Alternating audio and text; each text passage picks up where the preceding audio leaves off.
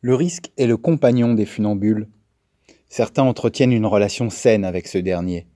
Il les plonge dans un état méditatif, les conduit à une sérénité absolue, les force à équilibrer, à doser leurs actes parfaitement.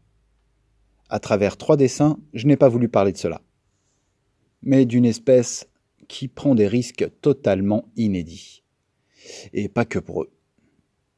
Ce sont des premiers de cordée, et s'ils tombent, ils feront tomber beaucoup d'êtres avec eux. Ils semblent tellement peu conscients des répercussions de leurs actes. Ils ne craignent que le risque financier. Mais ce risque-là, c'est peanuts. Ils sont mal équipés, ils vont tomber. Ne vous accrochez pas à eux, conseil d'amis. La lumière nous transperce, elle nous berce, elle nous transporte. Et ensuite, à nous lui appartenons. Pour moi, le funambule, c'est un peu... pour moi, c'est l'acte de faire de l'art. C'est marcher sur le funambule. Mais aussi, c'était prêt à tomber. C'était prêt à tomber. Parce que je tombe souvent. Et pas regarder en bas. Sans l'œil critique. On peut dire que la vie, c'est ça. Et l'art, c'est la vie. C'est comment utiliser vos instincts pour se conduire dans le monde, se conduire dans l'art. Et donc, il faut du courage. Et il faut aussi comment on appelle ça, faut croire en ce qu'on fait. Autrement, on tombe tout de suite. Mais il faut être prêt à tomber. Prêt à faire de la merde dans l'art. Et souvent, je trouve que je suis piégé sur le fil.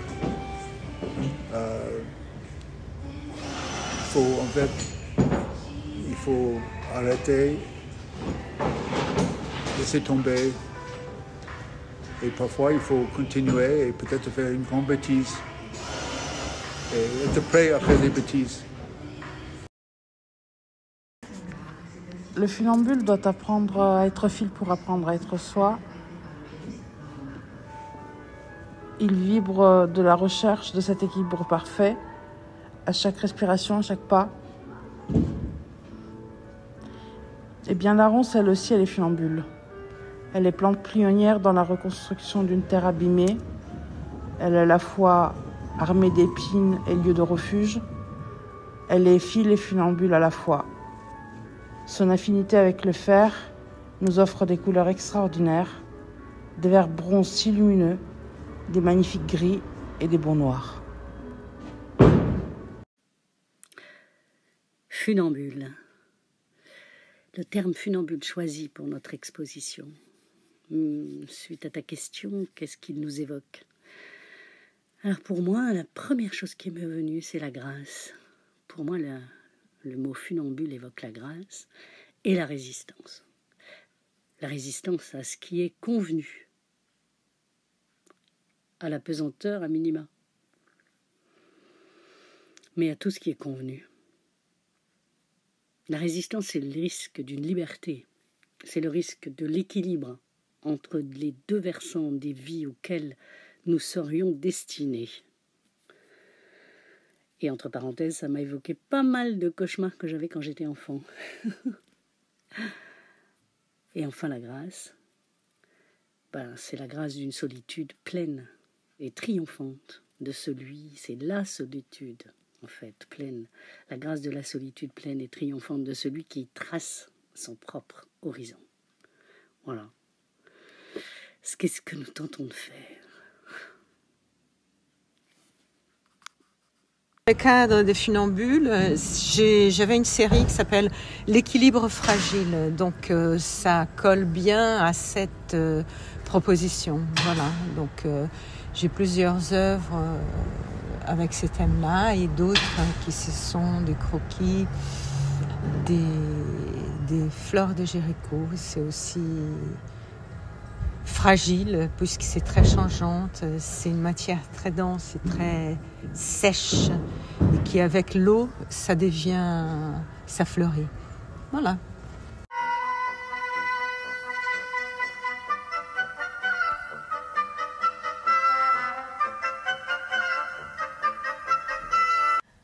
Est-ce un hasard si lorsque je prononce le mot funambule, ma sensibilité m'emmène directement à deux œuvres très inspirantes qui ont été créées par deux Italiens, et aussi vers les ballets de la chorégraphe allemande Pina Bausch.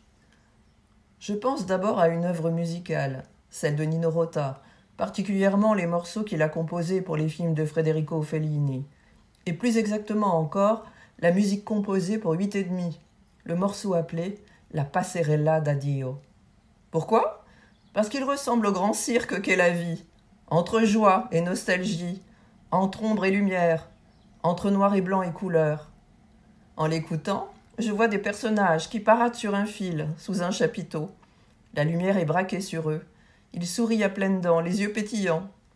Sous le fil, il y a le vide, sans filet. La mort peut-être, et l'excitation, la sensation extraordinaire d'être peut-être en danger, mais vivant. Italo Calvino et son très attachant personnage, le baron Perché, qui décide très jeune de quitter sa famille pour vivre dans les arbres, est aussi un formidable funambule à sa façon. Il choisit la liberté de vivre comme il l'entend. Ainsi, il vit parfois des moments éprouvants, sur le fil, mais il assume sa singularité. Enfin, le mot funambule m'évoque aussi les danseurs dans le dernier film réalisé sur le travail de la chorégraphe Pina Bausch, Dancing Pina. Les danseurs qui évoluent sur scène autour d'une fosse profonde et bien réelle évoquent leur peur de tomber et aussi on voit comment leur corps apprivoise cette peur. Le thème du funambule revient souvent dans mes dessins parce qu'avec la vie, la mort, la guerre, la paix, l'amour, le trait du crayon, du feutre ou du pinceau est une recherche perpétuelle d'équilibre pour moi.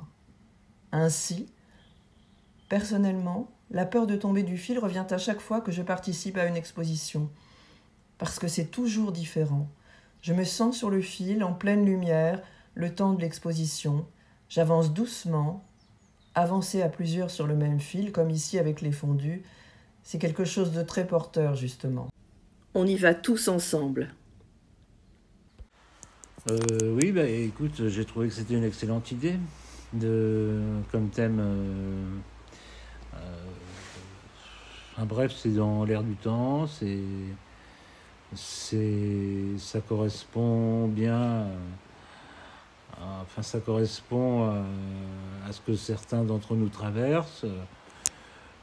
C'est un peu, symboliquement, c'est intéressant.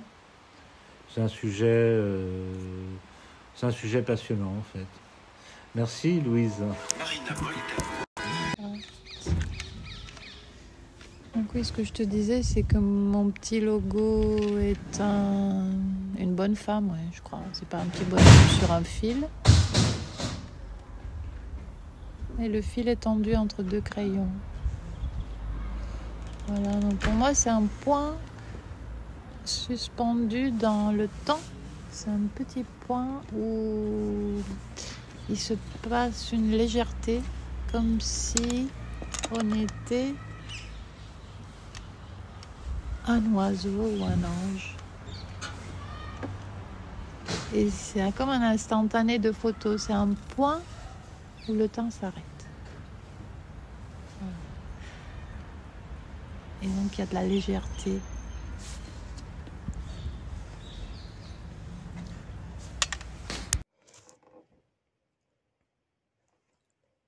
Je suis une artiste ukraino-franco-canadienne. Née en Ukraine, que j'ai quittée peu de temps après la chute de l'Union soviétique, Aujourd'hui, je vis et je travaille entre Montréal et Paris. Pour moi, le thème de funambule est très parlant, car être un immigrant, c'est être funambule. C'est être entre deux espaces, le ici et le là-bas, l'avant et le maintenant. Immigrants, déplacés, exilés, nous marchons sur ce fil entre deux lieux, entre deux temps, entre deux vies, en essayant de garder l'équilibre. Ce fil les sépare-t-il? Je crois plutôt qu'il les unit, car il est impossible d'être ici sans être là-bas, et il est impossible d'être là-bas sans être ici. Garder l'équilibre, c'est vital. Je fais de grands tableaux où l'on peut deviner des paysages enneigés. Mais ces tableaux sur toile ne sont pas montés sur un faux cadre ou un support en bois. Ils sont sur toile libre comme une tapisserie. Ils peuvent se plier et se transporter dans une valise. D'ailleurs, les plis en sont une partie essentielle. Souvent, ces tableaux sont coupés en deux, puis recousus. Cette couture est très apparente. La rupture est le fil de funambule, devenu une ligne d'horizon.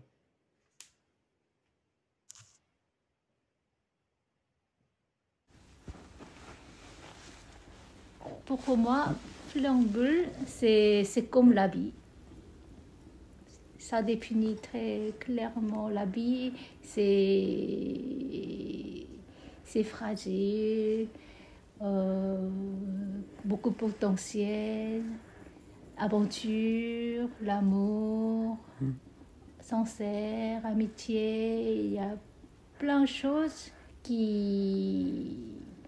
on vit avec, même si on est fragile. C'est beau. Adine, ma rencontre avec toi, ce fut un véritable coup de foudre artistique. Plus qu'une envie, te peindre. Tout cela dû à ton élégance, ta beauté, le choix de tes vêtements souvent dentelle, la douce folie dans ton maquillage jusqu'au bout des ongles, tes mises en scène, ta voix, une vraie artiste. Mes peintures sont le plus souvent le résultat de mes voyages. L'Afrique, l'Asie, là, c'est cette jolie Lolita gothique qui m'a inspiré le fil de la vie. Pour moi, funambule, je l'associe toujours avec somnambule.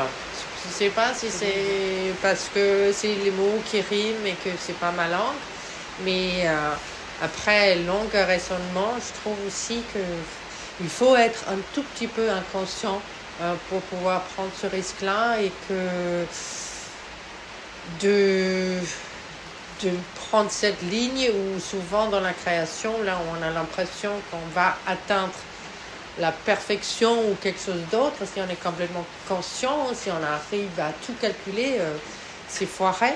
Et après, du coup, on est entre ce mi-rêve et ce conscience qui est autre. Et dans mes peintures, il n'y a pas les lignes de marché, c'est plutôt cette idée d'être au-dessus, en fait, du vide qui est en dessous. Et dans les somnambules, en funambule, je vois tout de suite les nuages. J'ai toujours associé ça à être très haut et avoir ce vide en bas.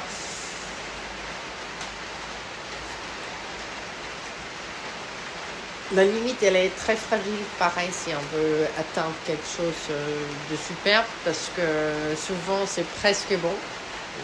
Et soit on reste sûr et on reste là, et si on veut y essayer que ça soit magique, bah, du coup, on a le risque aussi de tout gâcher, donc, ou de tomber, voilà. Et il faut recommencer, c'est moins dangereux en étant peintre qu'en étant sur un fil en hauteur, mais on a cette chance-là de risque de tout perdre.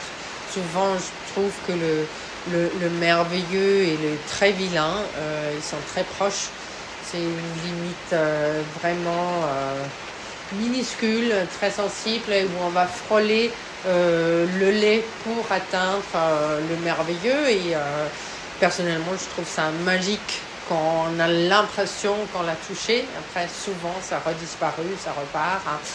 Mais c'est ça que j'essaye d'atteindre ou essaye d'être dans cet été-là, espérant que c'est encore là demain, quand je reviens ou quand je me réveille et que la magie, elle reste.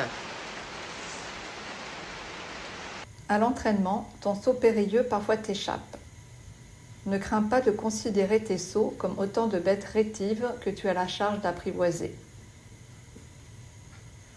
Le texte des funambules m'a été proposé au moment où je commençais à travailler sur une série de gravures sur bois que j'avais déjà intitulée « Les bêtes sauvages ». Une métaphore des forces créatrices que nous avons en nous.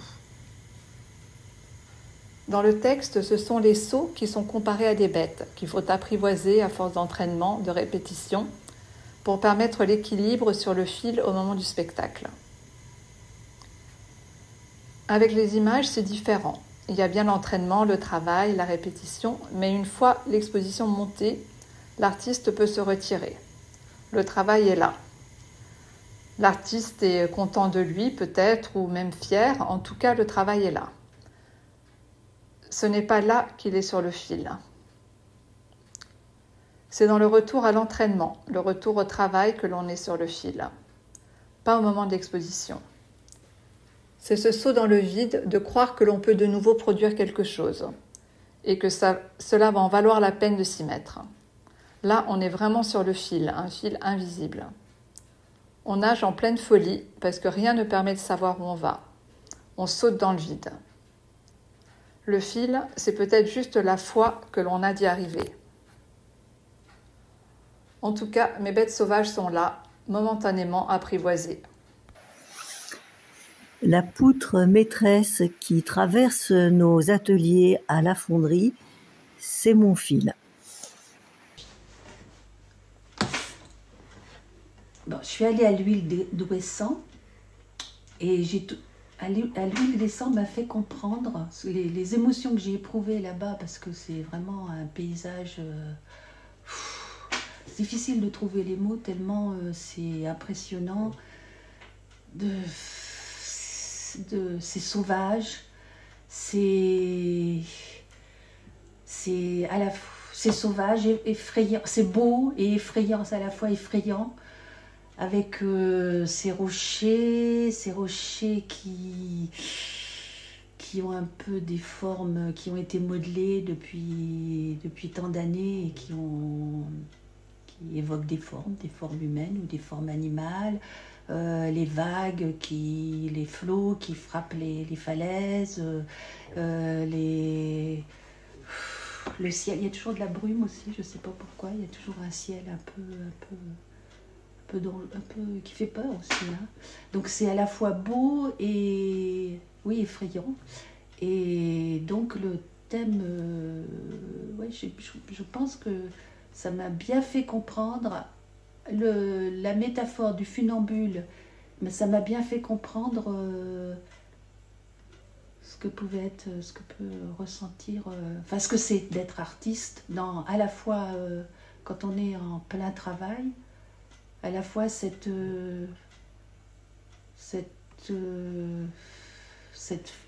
comment on ressent cette force, on est subjugué par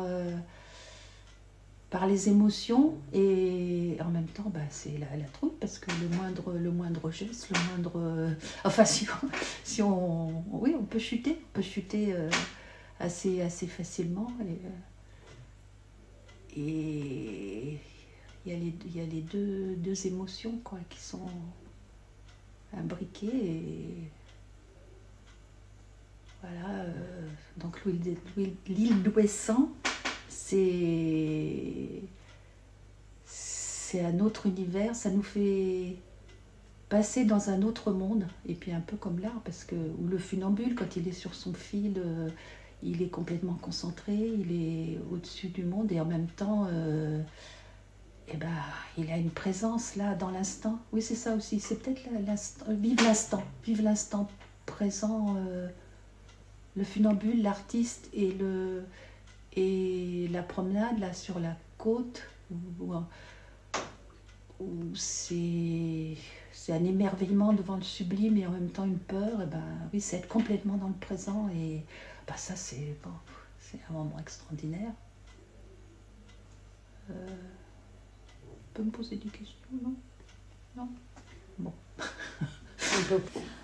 Pour moi, les funambules, c'est s'élever vers le ciel, c'est la quête d'en haut, c'est se mettre en équilibre de façon vertigineuse et à la fois très à droite pour pas tomber dans le vide et chercher à s'élever en haut. Et pour moi, ça se rattache aux arbres, à la cime des arbres. Quand on est en bas et qu'on regarde vers le ciel, on voit ces géants qui nous attirent et qui nous aspirent vers le haut. Et à la fois, il y a un côté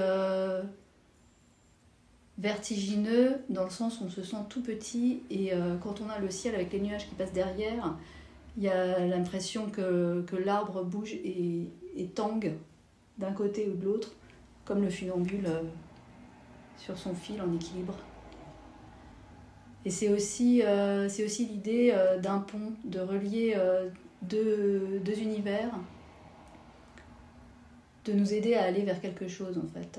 C'est le chemin tracé, pas évident à traverser, mais on est adroit et on y va. Je suis en train de travailler. En fait, c'était un totem que j'avais fait, qui était assez haut. Puis la tête me plaisait, donc je l'ai déjà utilisé. J'ai déjà exposé d'ailleurs. Mais le reste ne me plaisait pas beaucoup. Je l'ai tronçonné et puis je suis passé à ça. J'en ai encore des morceaux. Et je n'ai aucun projet au point de départ. C'est-à-dire, je l'ai tronçonné, puis ensuite, je l'ai mis entre deux morceaux de ce qu'on appelle du chêne des marais. C'est-à-dire, c'est un chêne fossile. Il est noir dans la masse. Parce qu'il se trouve dans des tourbières. Et celui-là, il a daté carbone 14, 2400 ans. Donc quand je travaille ça, je suis animé d'un profond respect. Parce que je me dis, lui là, je ne peux pas dire c'est un ancêtre, parce que c'est pas vraiment lié aux humains, mais c'est un contemporain des ancêtres lointains déjà. Voilà, et je sais pas encore tout à fait jusqu'où ça va aller, mais je sais que là, je m'amuse bien. Ce qui est important, c'est le plaisir à faire les choses. Et là, je l'ai. S'il y a un accident, j'utiliserai l'accident, je sais pas encore. Là, par exemple, ça tient encore bien, mais peut-être qu'il faut que ça saute ou pas. Je sais pas encore si je le fais sauter. Je me donne le droit de tourner autour et de dire bon, mais ça je le fais. Non, ça j'ai pas envie de le faire. Voilà. Et puis bon, ben là on en est que ça aussi, ça va être écrit ensuite. Gravé certainement, mais surtout écrit. Parce que la matière, là on le voit mieux comme ça, la matière elle est pas mal tourmentée. C'est pas l'écorce, hein. C'est juste en dessous de l'écorce, l'aubier. Mais bon, il a été travaillé par la tourbe, par les acides de la tourbe, parce que c'est acide la tourbe. Voilà où j'en suis. Alors, écrire dessus, par exemple, je ne sais pas ce que je vais écrire encore. Je pense même que quand j'aurai passé 1 minute à écrire dessus, je ne saurai pas encore après ce que je vais écrire, parce que j'écris toujours ce que je pense, au moment où je suis en train de le faire. Donc, là, je n'ai pas commencé d'écrire, donc je ne sais pas ce que je vais penser au moment où je vais écrire. Ça aussi, c'est assez sympa, ça. En fait, c'est un dialogue. Je ne crois pas que, c'est mon point de vue, que les artistes ont une espèce de génie. Bon, ça fait un peu savant ce que je vais dire, mais Deus ex machina, le dieu qui vient de la machine. Je ne crois pas qu'ils aient une inspiration pour les unes et les uns plus forte que celle des autres. Je crois que c'est un dialogue qu'on a avec des différentes matières. La matière étant, elle peut être d'ailleurs même une écriture, poussée jusqu'au bout.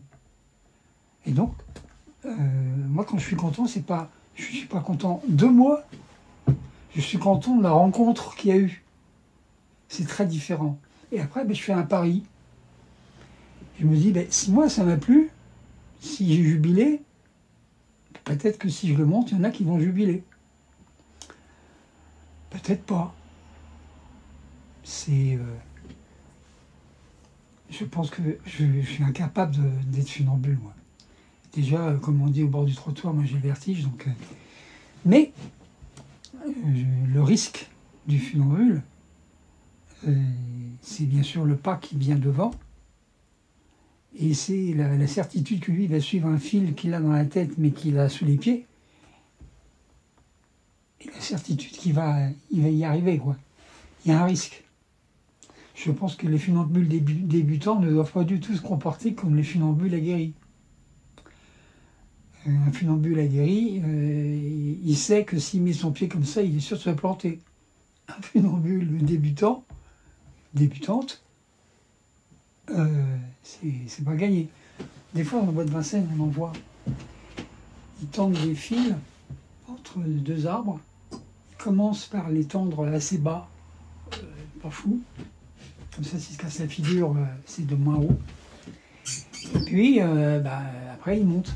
Et on voit, moi je suis toujours admiratif, ça m'est arrivé 4-5 fois de les voir, pas plus, je passe pas mon temps à aller les voir, mais je suis toujours admiratif, il y a une ténacité. On ne dit pas, je vais sur le fil, ça y est, moi j'ai un sens de l'équilibre génial, tu vois. Non, on se casse la gueule, on remonte dessus, on se casse la gueule, on remonte dessus, on se casse la gueule, on remonte dessus, jusqu'au moment où on se casse pas la figure, quoi. Je pense que quand on le fait à 1 mètre du sol, c'est pas pareil que lorsqu'on le fait à 20 mètres, 30 mètres et plus pour certains. Donc, voilà. Bon, après, c'est les circassiens qui font ça. Voilà. Ce que j'ai à en dire de mon travail au jour d'aujourd'hui. Alors, je suis pas en train de sculpter parce que sinon ça aurait été compliqué. Parce que ça m'est déjà arrivé une fois de le faire. Tu es avec ton maillet, ta gouge. Et là, je donne un coup pour faire sauter les chats. Bim, là, bon, non. Je parle de ce que je suis en train de faire, c'est tout. Voilà ce que j'ai à en dire.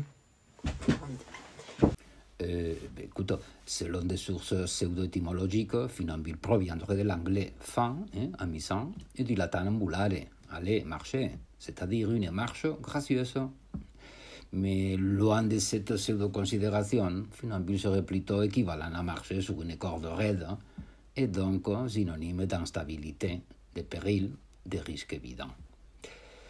Notre temps, le temps qui nous a été donné à vivre, est funambule, ou plutôt un temps où les gens font du funambulisme malgré eux, doivent jongler avec ces circonstances de vie. Mais tout à fait comme les artistes, les femmes, les minorités sociales, les singes ou les Palestiniens, pour citer quelques exemples d'actualité. Pour le vocal funambule, je n'y arrive pas. Je suis une funambule en ce moment, donc je n'y arrive pas.